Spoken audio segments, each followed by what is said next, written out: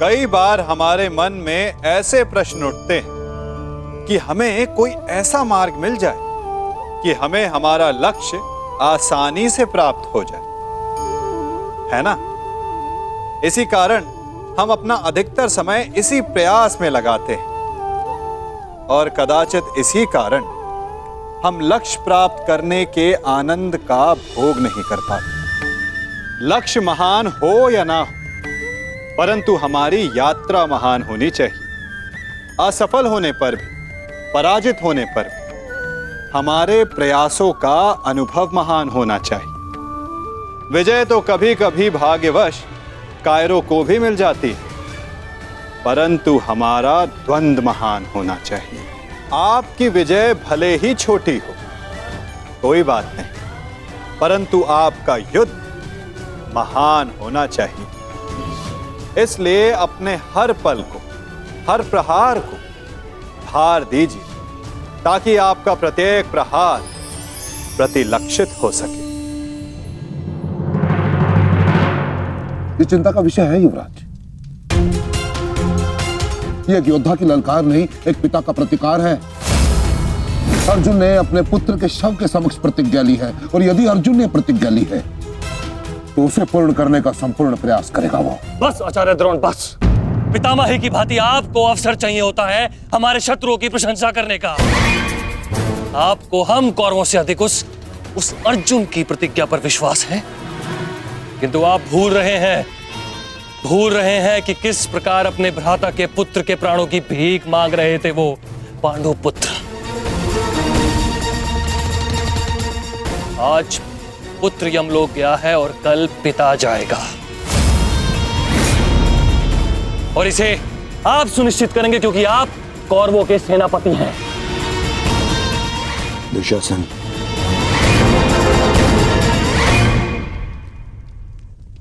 और एक कर्ण कहां है? इतनी विकट स्थिति में वो यहां उपस्थित क्यों नहीं है? ये लो, आ गए अंगराज कर्ण। हाँ, कदाचित शत्रु के शव को श्रद्धांजलि देकर आ रहे हैं, या फिर उस अर्जुन का कोई संदेश पहुंचाने आए हैं। देकर आ गए उन पांडवों को सहानुभूति। मैं शत्रु को सहानुभूति देने नहीं, एक वीर की वीरगति को श्रद्धांजलि देने गया था।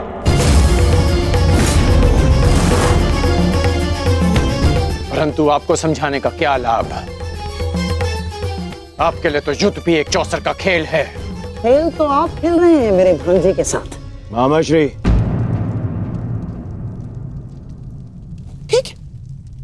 ठीक है दुर्योधन, यदि तुम कहते हो तो मैं अंगराज पर किया गया संदेह वापस लेता हूं, बस।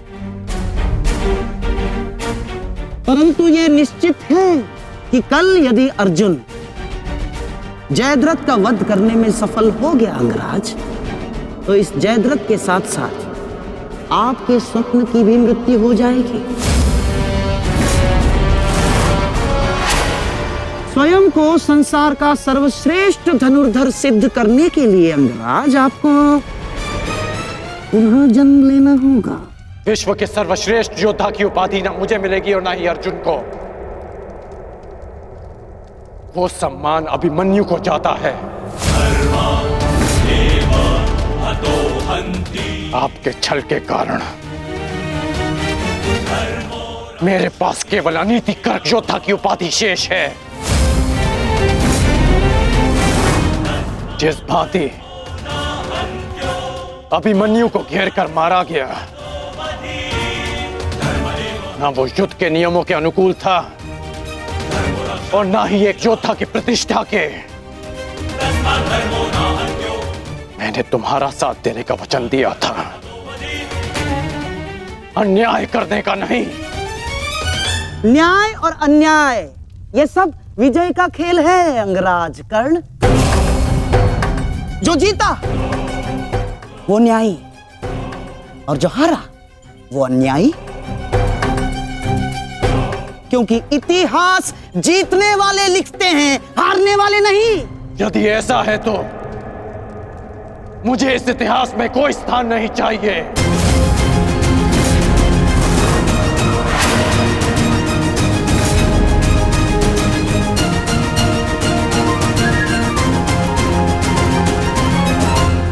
ये क्या अनर्थ हो रहा है आर्य? वो अर्जुन है, ना तो अर्जुन का बाण अपना लक्ष्य चूकता है और ना ही अर्जुन की प्रतिज्ञा अपना लक्ष्य चूकेगी। और यदि अर्जुन अपनी प्रतिज्ञा में सफल हो गया तो मेरी पुत्री को कल ये आभूषण त्याग कर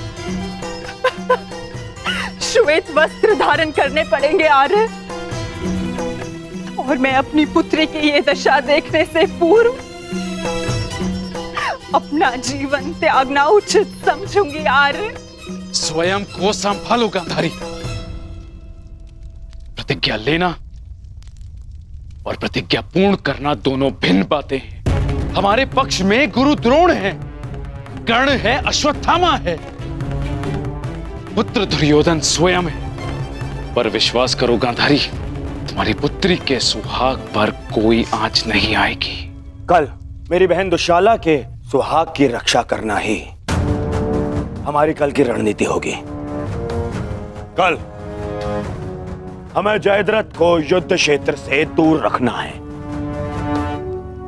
ना रहेगा बांस, ना बजेगी बांसुरी। संध्या होने तक अर्जुन जयद्रथ को खोज नहीं पाएगा और फिर स्वयं ही आत्मदाह कर लेगा। तो फिर ये तय रहा, सभा समाप्त।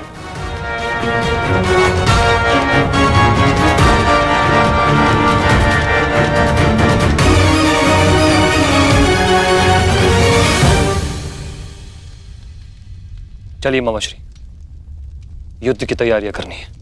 वही तो, युद्ध की तैयारियां तो करनी होंगी, क्योंकि तुम तो जानते ही हो हमारे पास न्यायप्रिय कर्ण है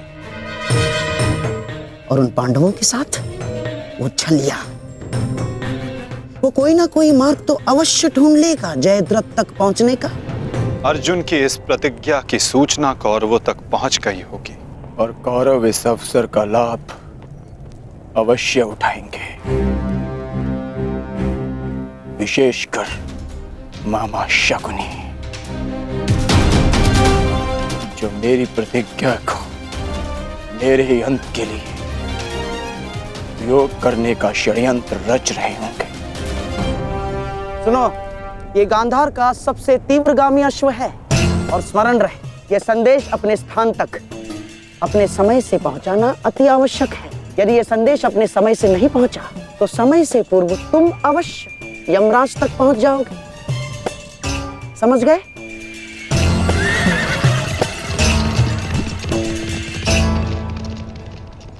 मामाश्री, युद्ध की योजना तो ज्येष्ठ पहले ही बना चुके हैं, तो फिर अभी आप क्या करना चाहते हैं? बुद्धि का हाथ कब थामोगे दुशासन? हैं? देखो, कच्ची योजना कच्चे घड़े के भांति होती है, कब पानी फिर जाए कुछ कहा नहीं जा सकता। उस जयद्रथ को केवल युद्ध से दूर छुपाना पर्याप्त नहीं होगा, क्योंकि मैं जानता हूं उस छलिए कृष्ण को मैं भली भांति जानता हूं। वो इस समय कुछ ना कुछ कुचक्र अवश्य कर रहा होगा। इसीलिए मैं ये सुनिश्चित कर लेना चाहता हूं कि कल युद्ध में जयद्रथ का वध हो या ना हो, परंतु वो अर्जुन अवश्य मृत्यु के घाट उतर जाए। परंतु मामाश्री, मैं कुछ समझा नहीं। तुम समझने का प्रयास भी मत करो। जब मेरे शब्दों के बाण तुम्हारे मस्तिष्क को भेदेंगे तब तुम अपने आप सब कुछ समझ जाओगे।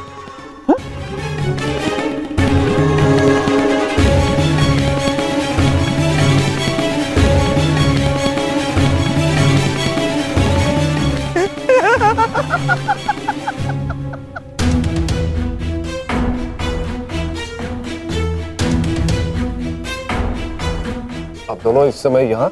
जामाता श्री, देखिए, आपको जो पांडवों से प्रतिशोध लेना था वो तो आप ले चुके हैं, पूर्ण हो गया है आपका प्रतिशोध। इसीलिए मैं चाहता हूं कि आप अब विश्राम करें, सिंधु जाकर अपनी पत्नी से मिले, अपने शौर्य की गाथा सुनाए। किंतु सिंधु जाकर किसी को ये मत कहिएगा कि आपको युद्ध से बाहर कर दिया गया है। धनुर्धारी अर्जुन से भयभीत होकर सिंधु नरेश वापस लौट आए हैं ना, किसी से मत कहिएगा ये, क्योंकि आपकी ये सूचना आपके अपयश का कारण बन सकती है जयद्रथ। नहीं मामाश्री, अपयश से श्रेष्ठ कर तो मृत्यु है। किसने कहा कि मैं सिंधु लौट रहा हूं? और आप ऐसे की बात कर रहे हैं? एक क्षत्रिय युद्ध भूमि से विजय पाकर घर लौटता है या फिर वीर गति पाकर? जानता हूं जामाता श्री, परंतु एक क्षत्रिय तभी मर जाता है जिस दिन उसका यश मर जाए। परंतु आपका दुर्भाग्य है जामाता श्री, ना आप विजय श्री देख पाएंगे और ना ही वीर गति का स्वाद चख पाएंगे, क्योंकि आप यहां रुकेंगे तो निसंदेह अर्जुन का सामना तो कर ही नहीं पाएंगे। कौन कहता है कि मैं उस अर्जुन से भयभीत हूं? नहीं डरता मैं अर्जुन से। स्नान करने का समय हो गया है, सब तैयार हैं? नहीं दुर्योधन, मैं कहीं नहीं जाऊंगा। अर्जुन से भयभीत होकर मैं अपने यश का त्याग नहीं कर सकता हूं। एक क्षत्रिय तभी मर जाता है जब उसका यश मर जाता है। मैं ये युद्ध भूमि छोड़कर नहीं जाऊंगा।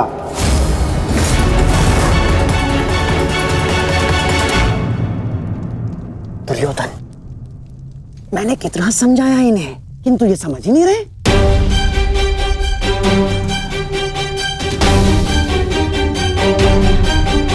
समझने का प्रयास करो जयद्रथ। मेरी बहन दुशाला मेरे लिए बहुत प्रिय है। यदि अर्जुन अपनी शपथ पूर्ण करने में सफल हो गया तो अनर्थ हो जाएगा। उसका उपाय मैंने कर लिया है दुर्योधन।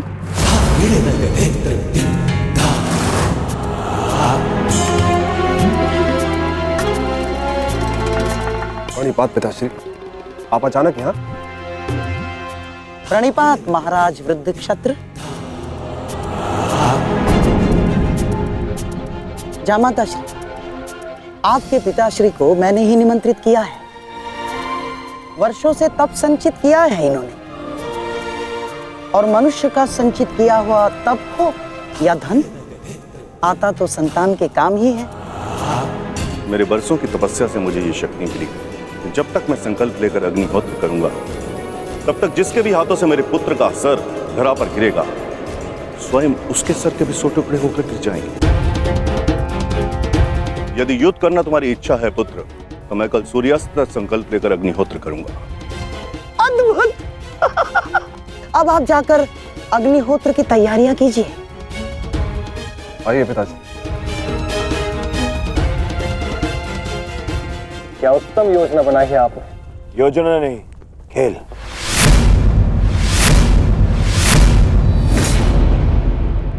अब क्या नया खेल खेला है आपने?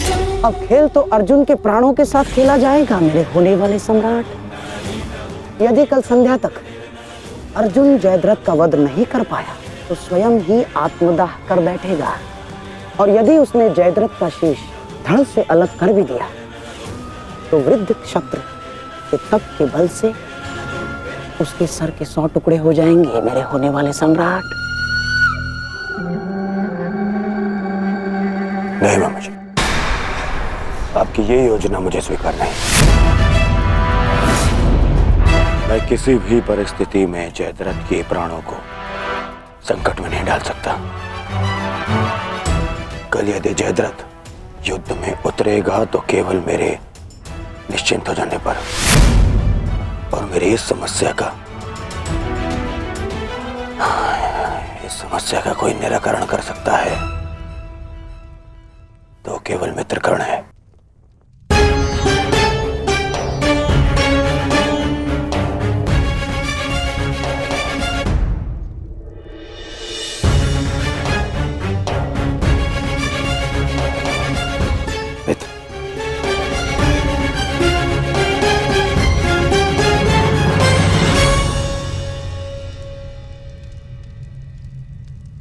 जो हुआ उसे क्षमा नहीं किया जा सकता, परंतु उसे बदला भी नहीं जा सकता। कभी कभी युद्ध में योद्धा अपनी भावनाओं में बह जाता है, परंतु मैं क्षमा प्रार्थी नहीं हूं।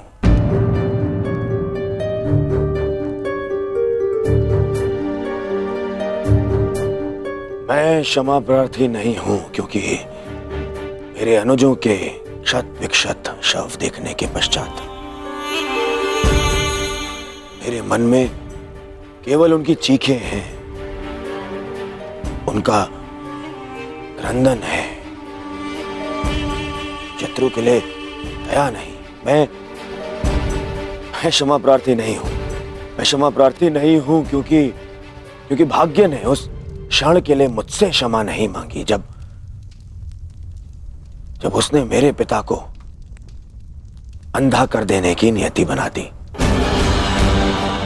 मैं क्षमा प्रार्थी नहीं हूं क्योंकि उस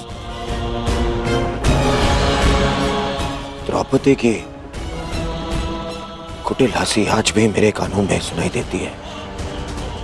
मैं क्षमा प्रार्थी नहीं हूं क्योंकि उसने मुझे अंधे का पुत्र अंधा कहने के पश्चात भी मुझसे क्षमा नहीं मांगी। मैं क्षमा प्रार्थी नहीं हूं।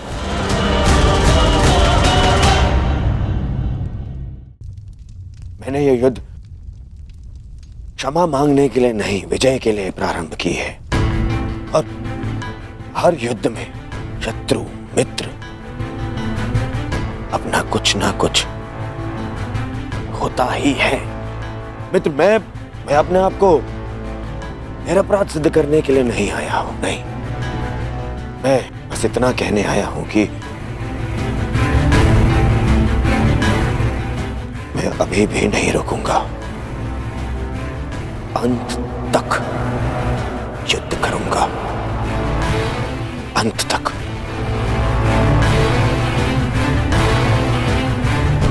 और मेरी कामना है मेरा परम मित्र इस युद्ध में मेरा साथ दे।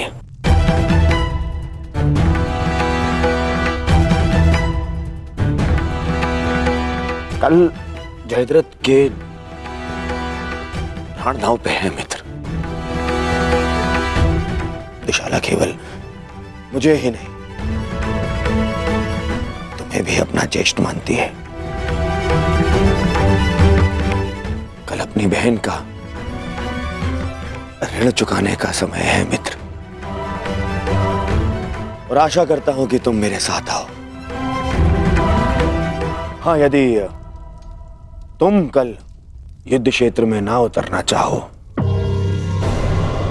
तो मुझे तुम्हारा यह निर्णय स्वीकार होगा, और इस बात से मुझे शोभ नहीं होगा। मुझे शोभ उस क्षण का होगा जब मैं तुम्हारा मित्र नहीं रहूंगा।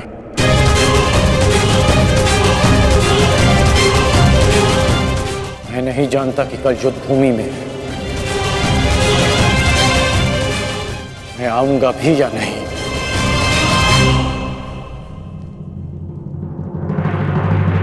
मैं फिर भी तुम्हारी प्रतीक्षा करूंगा।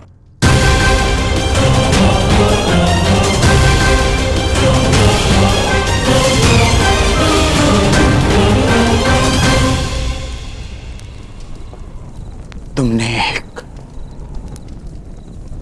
पुत्र के धर्म का पालन किया, किंतु मैं एक पिता के धर्म होने का पालन ना कर सका। पुत्र, तुम मेरे मान की रक्षा के लिए चक्रव्यूह में प्रवेश कर गए, पर मैं अपने पुत्र के प्राण की रक्षा के लिए उपस्थित नहीं था।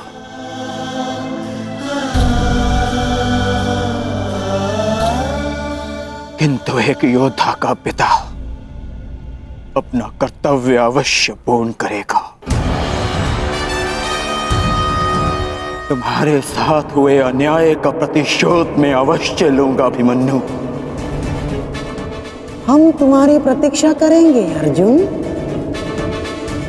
आओ आओ कौन्तेय, आओ। तुम्हारी मृत्यु तुम्हारी प्रतीक्षा कर रही है। या तो तुम अपनी ही प्रतिज्ञा का आखेट बनोगे, या फिर वृद्ध क्षत्र के तप का लक्ष्य। या तो आज सूर्यास्त के साथ अर्जुन गर्व सहित तुम्हें दूसरे लोक विदा करेगा, या फिर तुम्हारे साथ महाराज सहयात्री बनेगा।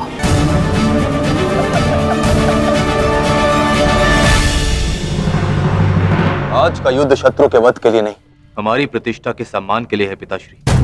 कौरव सेना के प्रमुख सेनापति, वचन दीजिए पिताश्री कि आज आप अर्जुन की चुनौतियों का मुंह तोड़ उत्तर देंगे और युवराज दुर्योधन की सारी आशाओं पर खरे उतरेंगे। वचन देता हूं मैं कि मैं संपूर्ण रूप से प्रयत्न करूंगा। परंतु स्मरण रहे, आज के युद्ध में अर्जुन केवल एक महारथी, एक योद्धा बनकर नहीं उतरने वाला है। उसके हृदय में अपने पुत्र की हत्या का प्रतिशोध होगा।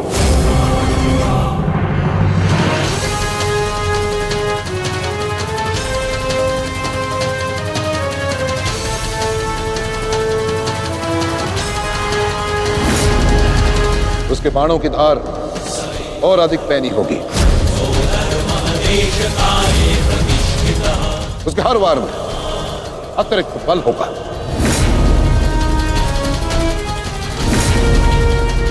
युद्ध का आज का दिन निर्णायक होगा।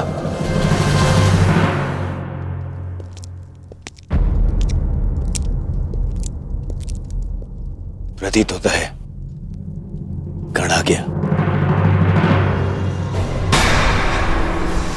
इतने सब कुछ हो जाने के पश्चात भी ये मूर्ख दुर्योधन उस गण की प्रतीक्षा क्यों करता रहता है, समझ में नहीं आता।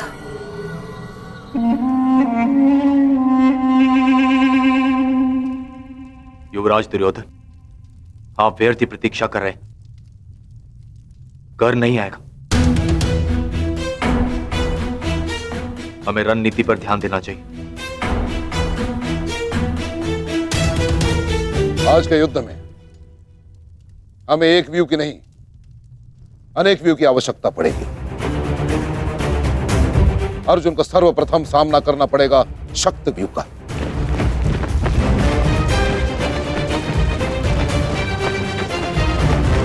जिसकी अगुवाई करेंगे दुशासन और अश्वत्थामा। और शक्त व्यू के ठीक पीछे सुचिमुख व्यू होगा।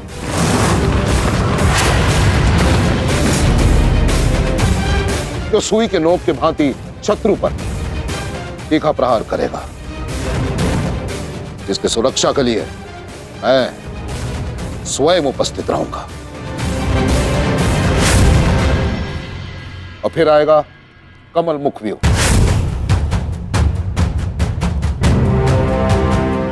और कमल व्यू के मध्य होंगे जयद्रथ, और वहां युवराज सक्षम धनुर्धरियों के साथ उपस्थित होंगे, जिनकी सहायता करेंगे महाराज शैल्य।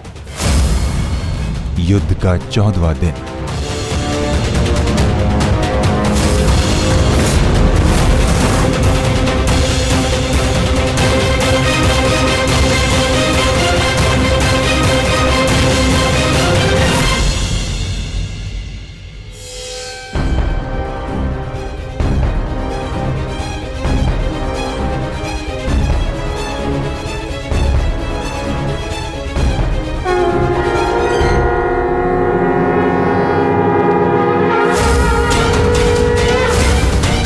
आक्रमण! आक्रमण!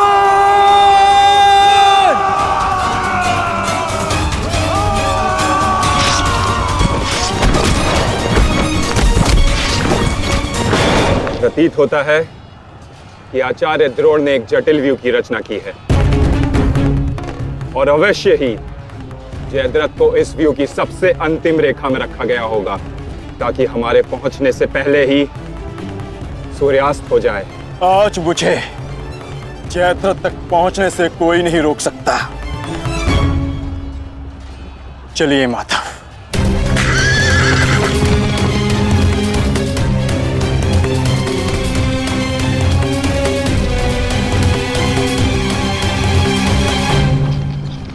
आओ अर्जुन आओ।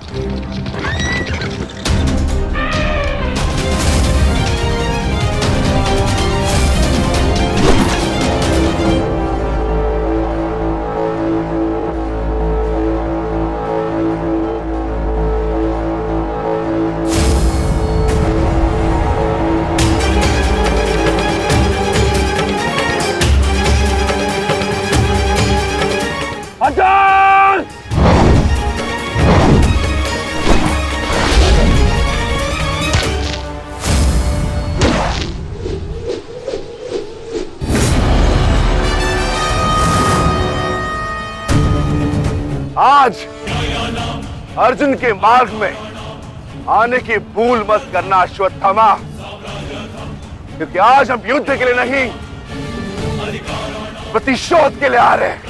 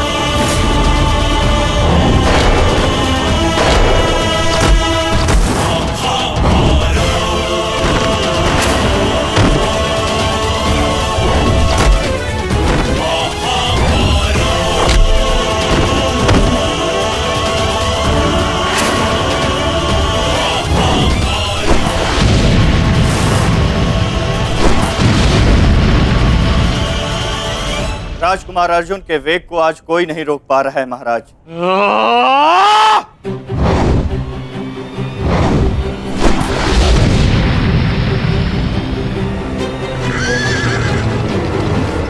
सतर्क रहो पार्थ, सूची मुख के भीतर हम प्रवेश करने वाले।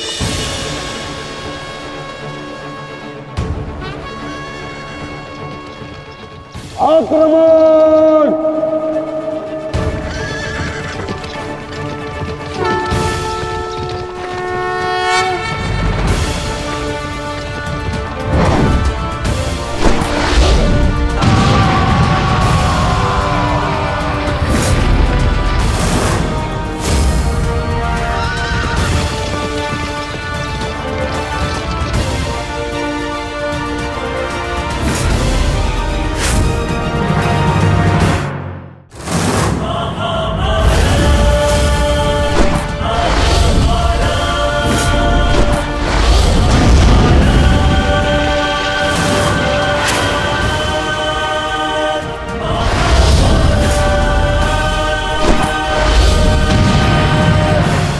आपका आशीर्वाद मुझे मिल चुका है गुरु द्रोण। अब आप हट जाइए। ये एक विनयी शिष्य की विनती नहीं, व्यथित पिता की चेतावनी है। हट जाइए मेरे मार्ग से आचार्य द्रोण। एक पिता के हृदय के पीड़ा से भली भांति परिचित हूं मैं अर्जुन। इसी कारण गुरु हत्या का पाप तुम पर कदापि नहीं लगेगा। स्मरण रहे, इस समय तुम्हारे समक्ष तुम्हारे गुरु नहीं, विपक्ष सेना के सेनापति द्रोण खड़े हैं। प्रहार करो।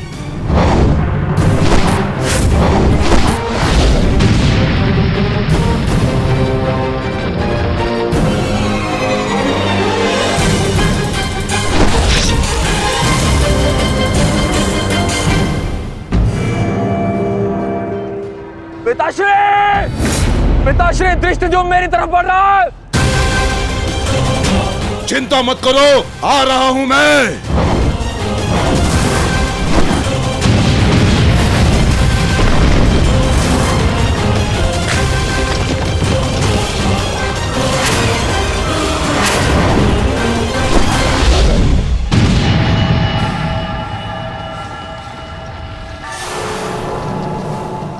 तैयार हो जाओ मेरे होने वाले सम्राट। अर्जुन इसी ओर बढ़ रहा है। स्मरण रहे, अस्माकं विजयम निश्चितम।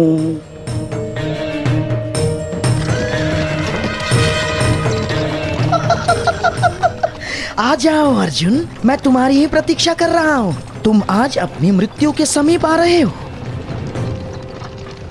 हे ईश्वर, आचार्य द्रोण भी अर्जुन को रोक नहीं पाए। बाधाएं अभी समाप्त नहीं हुई हैं महाराज। राजकुमार अर्जुन के समक्ष महाराज शल्य खड़े हैं। क्या युद्ध आरंभ हुआ? शल्य और अर्जुन के मध्य? युद्ध आरंभ होने से पहले ही समाप्त हो गया महाराज।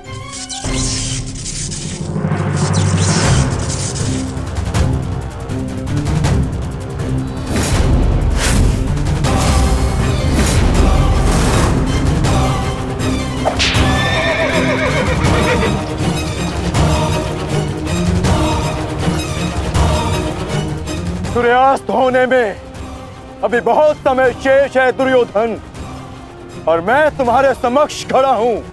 कहीं ऐसा ना हो कि जयद्रथ से पूर्व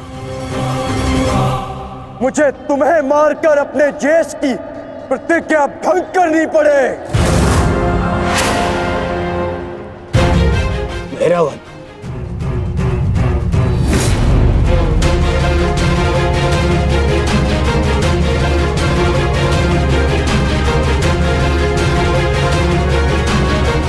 नहीं अर्जुन, आज भीम की नहीं, तुम्हारी प्रतिज्ञा भंग होगी। क्योंकि जयद्रथ तक पहुंचने से पूर्व तुम्हें मुझे परास्त करना होगा, और मुझे परास्त करना तुम्हारे लिए संभव नहीं।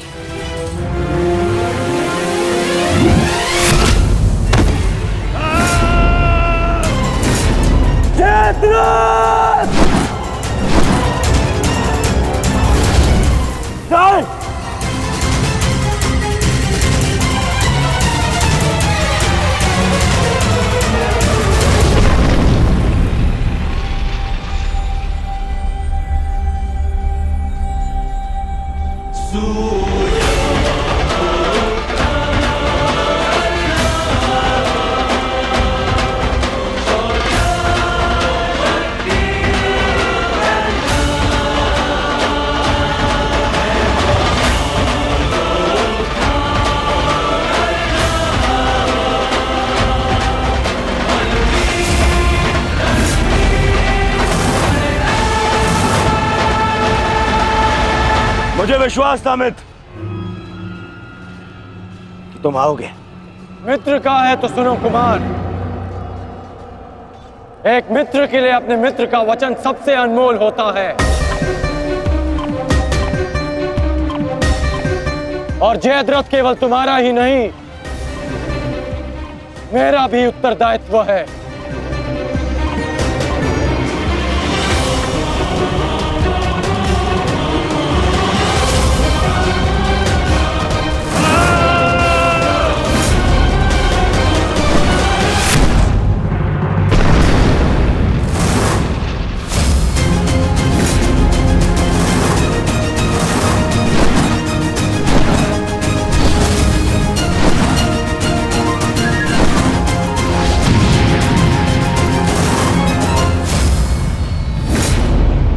क्या हुआ संजय? राजकुमार अर्जुन और अंगराज आमने सामने हैं। एक की आंखों में अग्नि तो दूसरे के मुख पर आवाहन है महाराज। आशा है ये कर्ण नामक कवच आज संध्या तक अवेद्य रहेगा। कल जिसे श्रद्धांजलि देने आए थे अंगराज, आज उसी के हथियारे का कवच बन बैठे हो।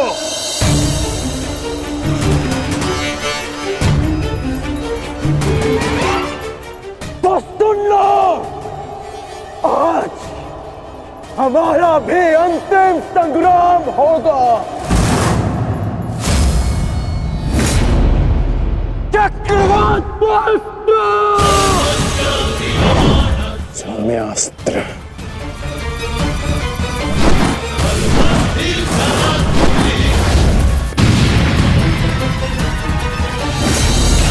शांत पार्थ, तुम जिससे युद्ध कर रहे हो वो अपने क्रोध को अस्त्र में परिवर्तित करना जानता है। संयम से पार्थ, आज तुम्हारा लक्ष्य अंगराज कर्ण नहीं, जयद्रथ है।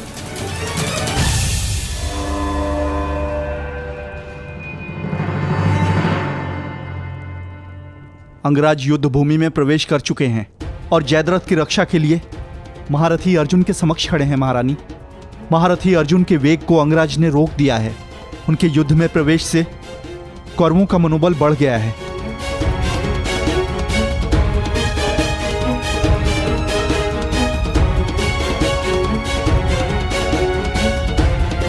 सूर्यास्त होने में केवल एक प्रहर शेष है।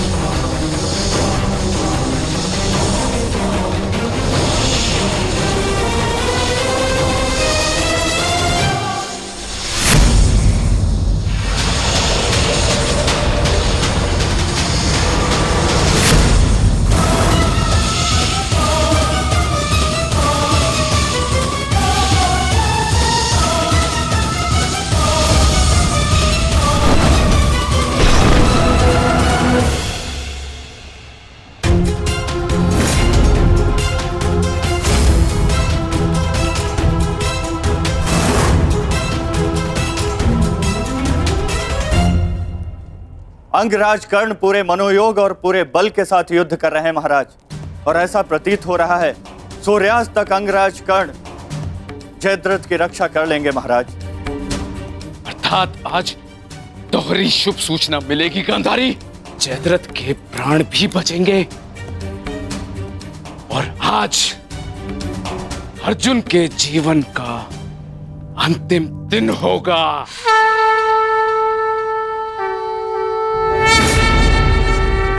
यदि आर्य अर्जुन ने अपनी प्रतिज्ञा पूर्ण ना की तो धरती पर से सदा के लिए स्त्री का सम्मान भी मर जाए।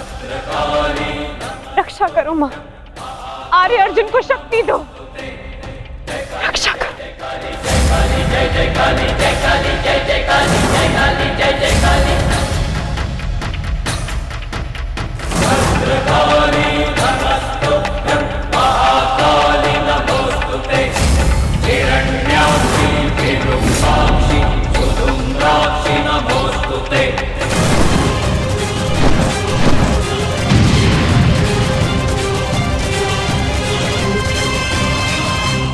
पार्थ, सूर्यास्त होने को है। स्मरण रहे पार्थ, यदि जयद्रथ का वध सूर्यास्त से पूर्व नहीं हुआ तो आज सूर्यास्त के साथ धर्म स्थापना के संकल्प के सूर्य का भी अस्त हो जाएगा।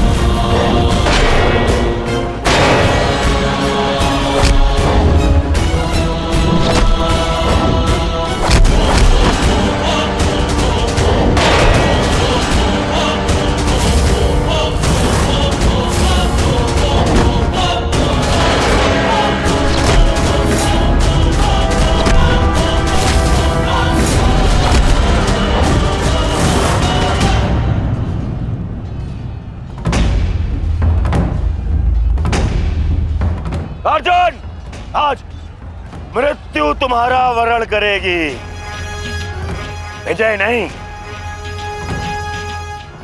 क्योंकि आज तुम्हारे सर पे राहु बैठा है। राहु!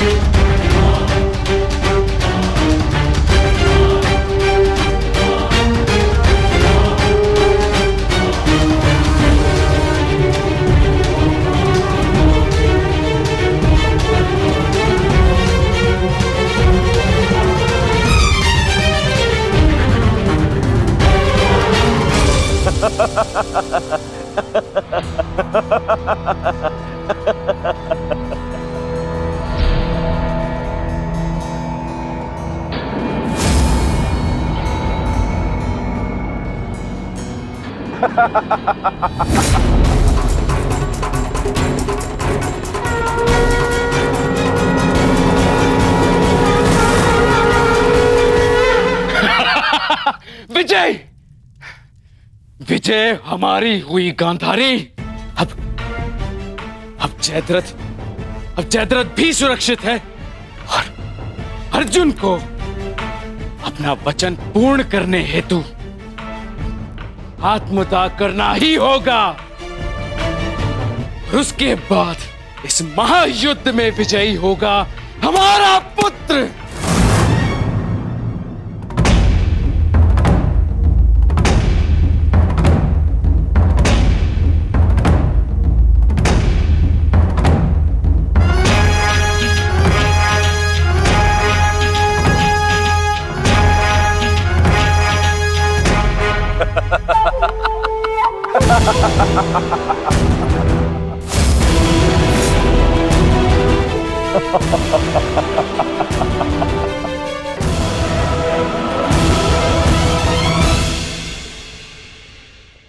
क्यों? देखो, सूर्यास्त हो गया अर्जुन। अब क्या करोगे? अपनी प्रतिज्ञा पूर्ण करोगे या कायरों के भांति उसे भंग कर दोगे?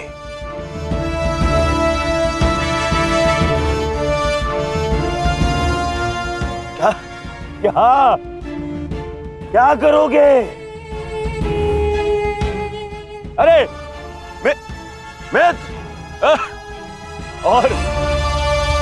और धन्यवाद तुम्हारा मित्र। तुम नहीं होते तो ये संभव नहीं था। मैं जानता था मेरा ये मित्र मेरी सहायता के लिए अवश्य आएगा। तुम आए भी और इस अर्जुन की प्रतिज्ञा पूर्ण होने से तुमने रोक भी लिया।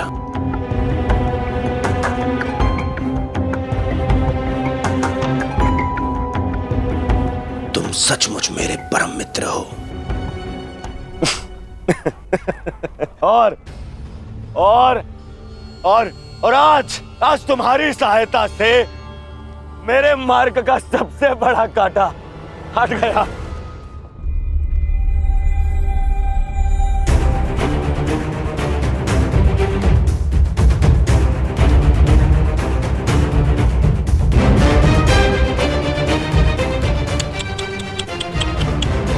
अब तो तुम्हें जीतने के लिए अगला जन्म लेना पड़ेगा अर्जुन। हाँ?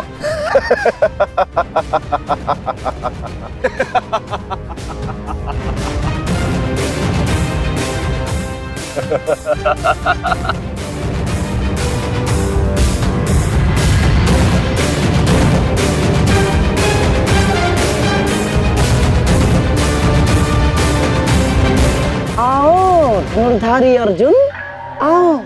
कुरुवंश के वंशज हो, प्रतिज्ञा भंग नहीं कर सकते, मैं समझ सकता हूँ। और अपने ही भाई को जीवित चिता पर देखना अन्य पांडवों के लिए बड़ा कठिन हो जाएगा। परंतु तुम चिंता मत करो, मैं हूं ना तुम्हारा मामा। मामा भांजे की सहायता नहीं करेगा तो और कौन करेगा? है?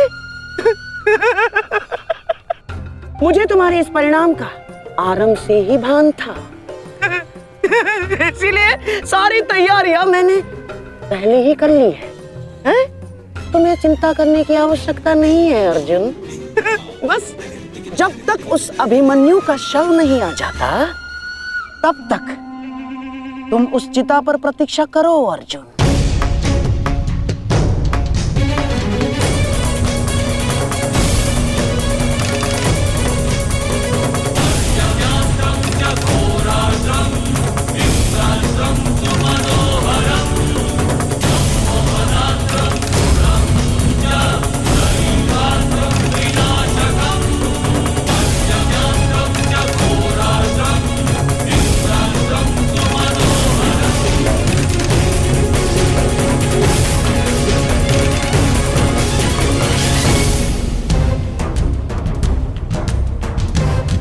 क्यों द्वारकाधीश, बड़ा विश्वास था ना अपनी नीति पर? क्या हो गया है? हार गए ना ये चाल भी शकुनी से?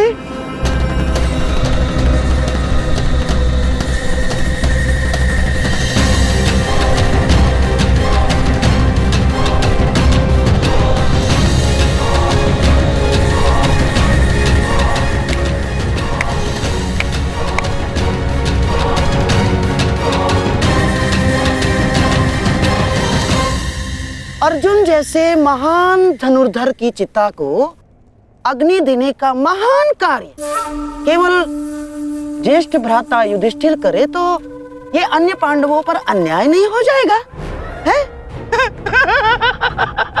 इसीलिए मैंने पहले से ही 4 मशालों का प्रबंध कर दिया है ताकि चारों भाइयों को अग्नि देने का आनंद प्राप्त हो जाए।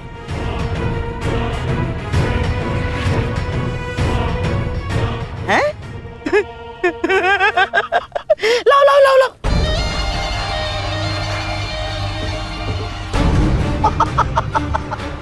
मेरे रहते अन्याय कैसे हो सकता है?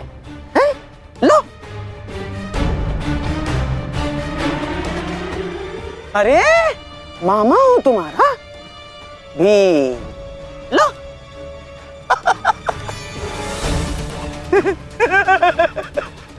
आपके साथ तो धर्मराज मैं चाह कर भी अन्याय नहीं कर सकता। लीजिए। हाँ। सदैव लो लो लो लो लो लो नागनी।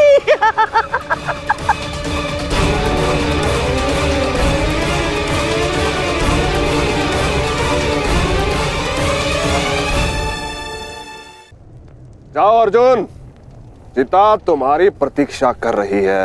अपना वचन पूरा नहीं करोगे? हाँ?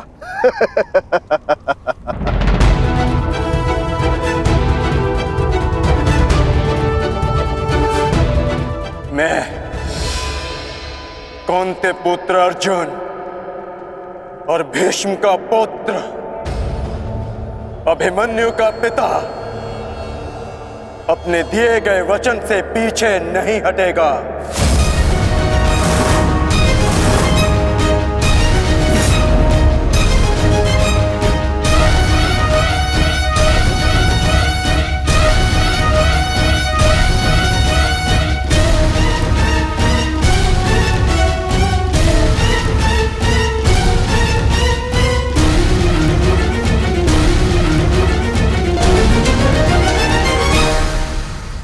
कुछ तो विचित्र है।